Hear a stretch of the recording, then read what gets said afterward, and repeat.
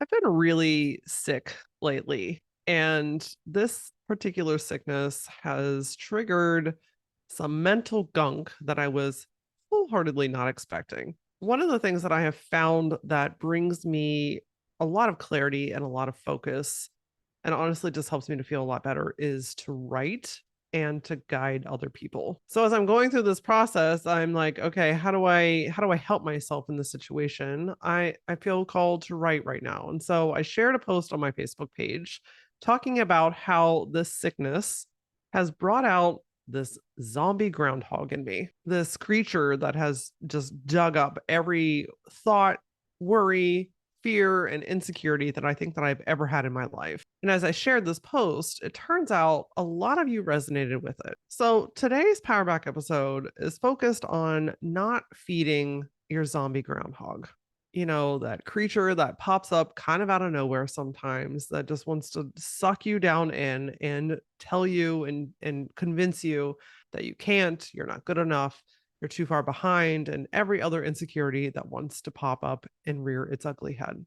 So today I thought, let's get to know our zombie groundhogs together. Because when you understand what this feeling is, what it's trying to tell you, and how to navigate through it, you can eliminate some of that isolation, some of that like fuel on fire feeling when you're not really feeling yourself.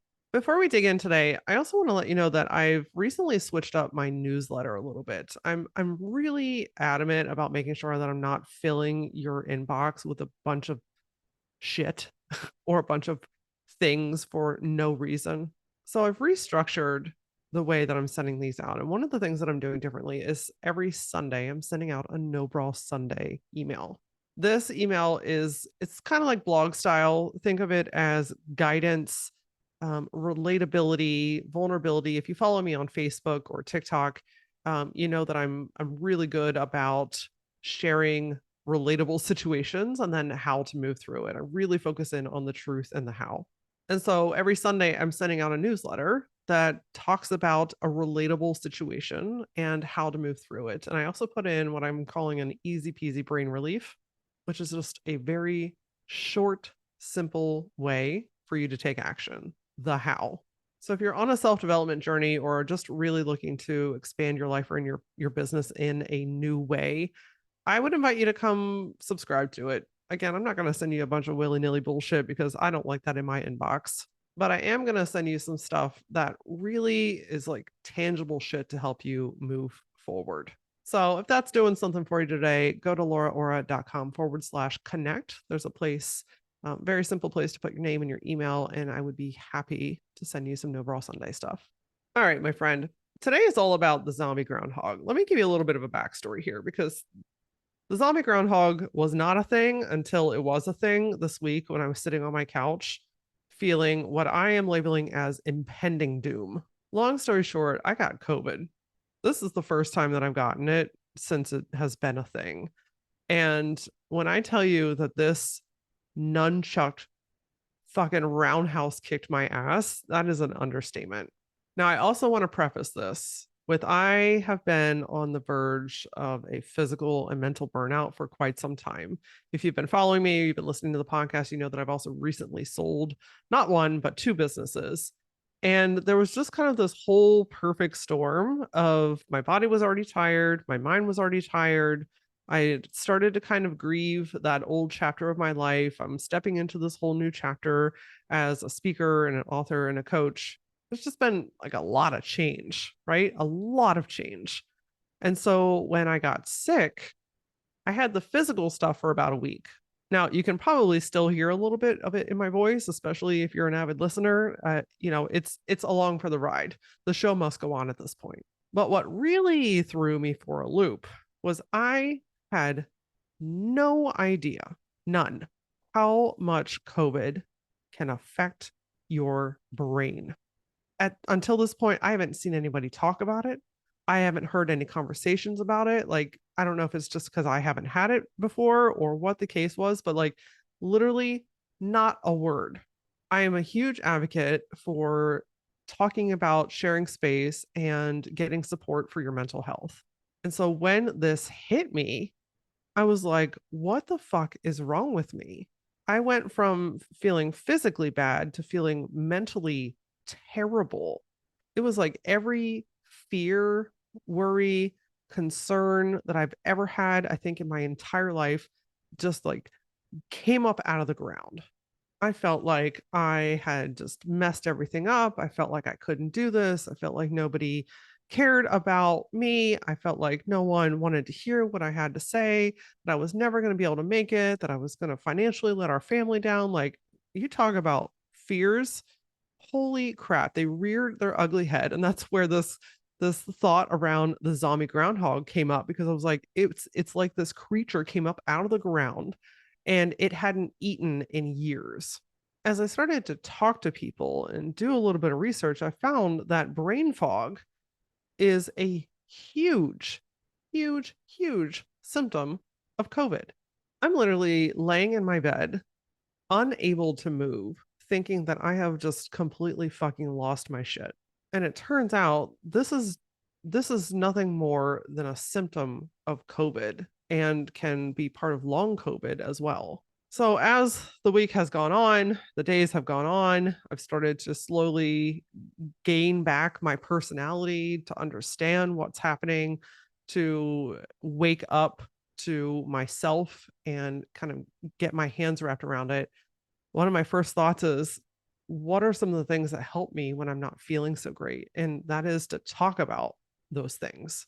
So I'll be damned if I don't talk about this. I want more people to understand that this is a part of COVID, but also that this is a part of being a human. That sometimes, even outside of the sickness, right? Like, even if we put that to the side, sometimes there are life situations, triggering moments, changes, evolutions, new levels. Like, something happens and this zombie groundhog just wants to come up and tear shit apart and try to convince you that you can't, that you won't, that you're too far behind, that things are falling apart, nobody wants to hear you. I mean, you insert what your zombie groundhog wants to say, it's going to say it. And I truly believe that the more we talk about this, the more that we hold space for people to hear, whether it's a podcast like this, if you know someone that's going through something, send this to them, please. Let them know that they're not alone. This is an episode that you can reference back to on your own, especially when you're not feeling so stellar, right? Like, the more that we have this conversation, the more we normalize that this is part of who we are as people. And that when we are supported, when we are heard, when we are seen, and when we are guided with tools to help ourselves, we can do just that. One of the things that I've really been going inward on this week is how much we want to move through discomfort, right? Like, being uncomfortable is uncomfortable. So our natural instinct is to fix it, to move on, to get a solution, to shove it down, pretend like it doesn't exist. We don't want to feel discomfort. When I tell you that I have fought this, I have fought this tooth and nail. My husband, God love him, he is a saint. He is my best friend. He is absolutely my rock, has been so supportive this week in reminding me that it's okay to rest, that in this season, my body needs rest, that I don't have to rush through this, that I don't have to fix this. And it's been between him and his support and really listening to myself. I've finally gotten to the point where I don't fight it anymore. I listen to my body. I understand what I need. And one of those things that I've really tapped into is that we don't have to move out of discomfort because it's uncomfortable. In fact, discomfort is where we often learn the most about ourselves. This is where you feel. This is where you release. This is where you get information. This is where you really are able to connect with yourself. And I found that when you allow yourself to sit in the discomfort, I know it's awful. It really, really can be a challenging situation, but hear me out on this. When you allow yourself to sit with the discomfort, this is the thing that ultimately frees you even more, that brings you even more clarity, that releases you from this stuff that's coming up. Because what's coming up isn't here to harm you, it's here to inform you. It's like a messenger, your zombie groundhog, which is this part of you that rears up when something has shifted or changed, when a new fear is presented or an old fear wants to come to the party. This is an opportunity for information. So, one of the first things that I recommend is to get to know your zombie groundhog. Okay. My zombie groundhog brought up a lot of stuff. It was just this perfect intersection of a lot of different changes happening in my life. And then add on physical sickness on top of it. Boom, perfect storm. What your zombie groundhog really wants to do is it wants to be seen and heard. It doesn't want to be pushed away. It doesn't want to be reprimanded. It doesn't want to be smacked on the nose. It doesn't want to be judged or fixed. It just wants to be seen and heard. And the reality is that it's trying to tell you something. It wants to communicate with you. It's telling you that, hey, there's still something here for us to work on together. It's showing you what it really wants and needs to be healed, to be released, to be freed, to move on to the next chapter. Or maybe it's an invitation to do things differently. When I really started to hear my zombie groundhog, which I know is kind of a funny thing to say, but I have found a lot of comfort in giving this part of me kind of its own little identity, because it's helped me to differentiate between what's true and what is kind of being fed. So when I really started to like hear my zombie groundhog and say, okay, like this is trying to tell me something, this wants me to know something. One of the things that came up that I was able to clarify is that I cannot build this next chapter of my life and career the way that I have built the last two, especially when I was building the design business. I built that off of every insecurity that I had. Was that conscious? No. I mean, I wasn't building the business consciously being like, oh, how can I create like a Jenga tower that one wrong fucking block, the whole damn thing comes down. No, that's not how that worked. But now that I've done the inner work, I've done the growth, I can see things for what they really are. I can see how I built things. And I know how that disrupted my body, my mind, my finances, my home life. Like it wrecked me in every possible way. And, I always say that the thing that you want the most is often behind the thing that you resist the most. One of the things that I know that I want the most is peace and stability in my life. I love white space. I love flexibility. I love to kind of be able to do what I want to do when I want to do it. But I have been resisting that by filling my time, by making things harder than they have to be, by thinking that I have to give away everything in the kitchen sink, that I have to build 40 different programs and do all these different things and have all this stuff. And it's like, hold up, Laura, what do you actually really want? Simplicity, ease, things that bring you a lot of joy and make a really great impact with people. While I've been super conscious about not building the same way, there's still just some tendencies that have popped up. And so this experience has really shown me that, like, no, my body literally will not allow me to build things the same way again. And for that, I am grateful. I'm thankful, even though it gets my attention in a way that I don't always prefer. It has really shown me what's important to me. And that's what your zombie groundhog is here to do. It's here to show you what's important to you, what's ready to be released, what's ready to truly be freed from. The next piece I want to share with you that I learned is don't feed the zombie groundhog. Don't feed him. Because when you feed him, and what I mean by that is it's like putting fuel in the fire, doing things that make it worse. These are activities or thoughts or behaviors that aggravate or intensify the fear or the feelings. Remember, I told you that zombie groundhog has popped up out of the ground like it hasn't eaten in years. And when you do things that support its already aggravated state, it makes everything 10 times worse. So get to know what feeds your zombie groundhog. What makes this feeling worse? If you can think about this when you're not in that situation, is really helpful, because then you can consciously refer back to what makes this worse. Because sometimes when you're in it, you're in the thick of it, you don't always remember. It's because your brain is working in a different way. So having a list, something as simple as in the notes section on your phone, like don't feed the zombie groundhog, put a bullet list of 3 to 5 things of what makes it worse. Because when you're aware of what makes it worse, then you can start to consciously choose to do something different. For me, what feeds my zombie groundhog is sitting by myself, scrolling on my phone for hours at a time. Isolation and scrolling is a recipe for fucking disaster for me, because I've gotten to know this, because I have it literally written down in the notes section of my phone. I can refer back to this. I can remember.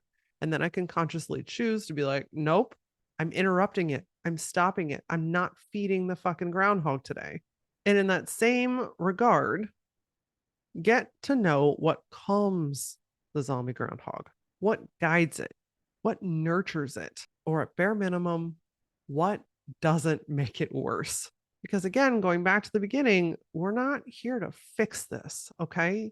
Like, I'm not encouraging you to rush through this or do something now to change the bad feeling. I'm just helping you to understand that you have more power than you think that you do, especially in those moments. And that while you don't have to fix it, you most certainly have the ability to not make it worse. And you can do that by getting to know what helps it. What just moves the feel better needle just like one space to the right. A couple of things this week that I have found really made a big impact with just little tiny shifts.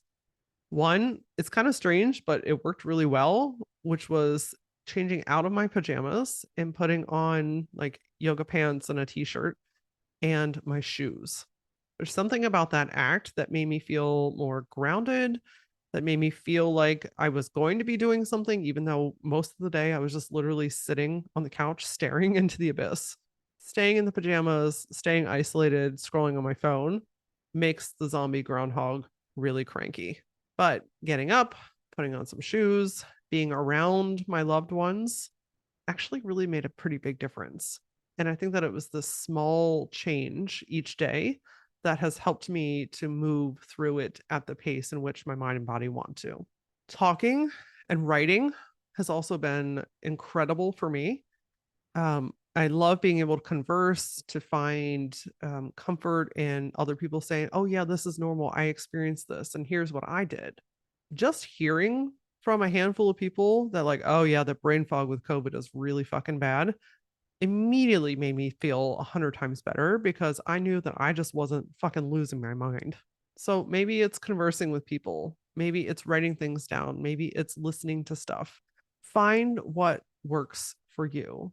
The last thing that I'll share that works really well for me, and I think works well for a lot of people, is getting outside. Look, being locked in my house for 2 weeks is real bad for my mental health.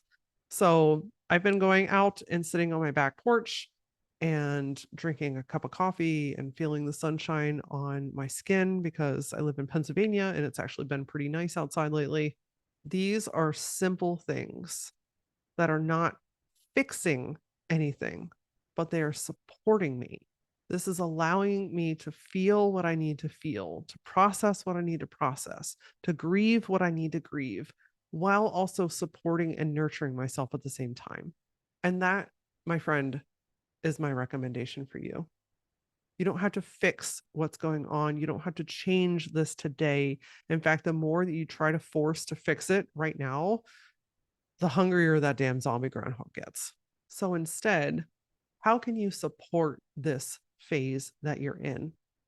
What are some small things that add nurture into you, that make you feel just a little bit more connected, that guide you to a little bit more of aliveness? When you give yourself the space to process, and when I say process, I mean you're really feeling it out. I have cried more in the last 2 weeks, I think, than I have in the last 2 years. I have slept more in the last 2 weeks than I think I have in the last 2 years. This is the phase that I'm in right now, and it is temporary. This feeling is temporary. This process is temporary. And I have to say that while it feels like forever when you're in the midst of it. I actually think that this phase is shorter when you give yourself permission to feel it out, to process it, to nurture yourself in soft, gentle ways, and to finally release what it is that you need to release. It doesn't continue to show up, right? At least not in the same intensity. It's no longer a thing that drives you.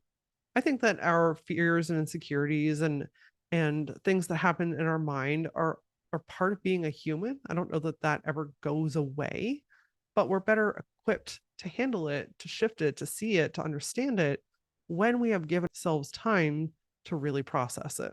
Your zombie groundhog is not trying to ruin your life. I know it might feel like it in the moment, but it's not.